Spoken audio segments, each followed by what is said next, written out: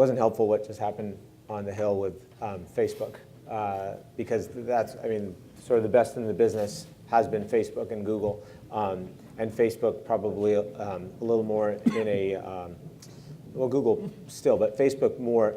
You could see the distinction because you had content, at least with Google, when they targeted you directly, it kind of got all mixed and jumbled up because you were using their products.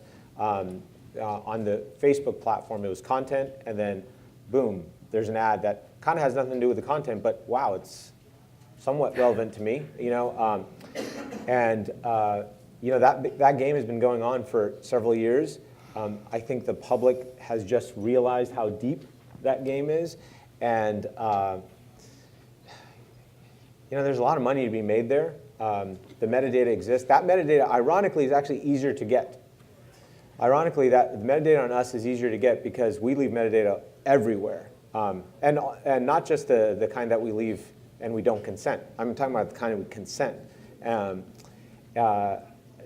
So I do think that there is, Amazon's very good at it, Amazon, Facebook, Google, and part of the reason why those companies happen to be good is because they have the metadata at scale.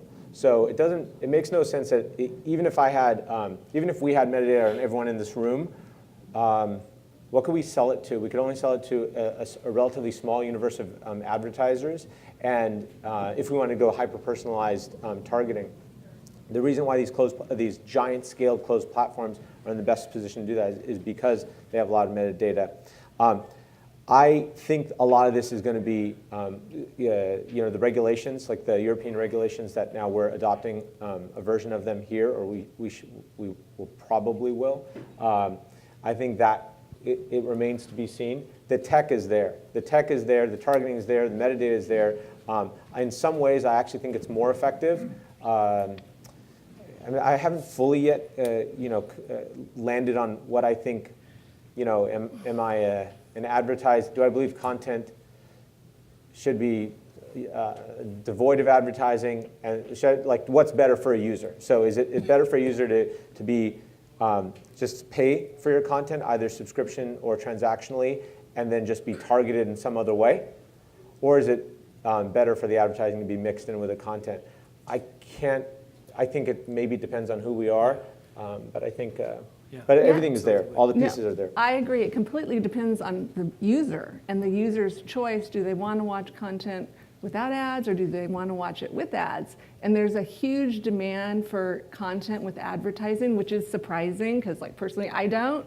But Hulu has the majority of people choose to use ads.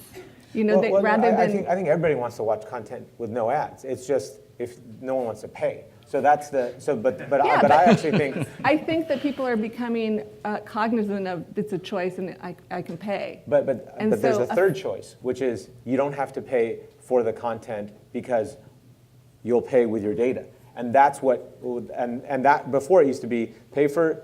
Here, you get this content for free, but watch the ads in the middle or integrated, or pay for the content. Now there's there's those two, and the third, which is don't pay for the content, and don't worry about it. We got your data. We'll figure it out some other way. So, and I think that one, that's the rub.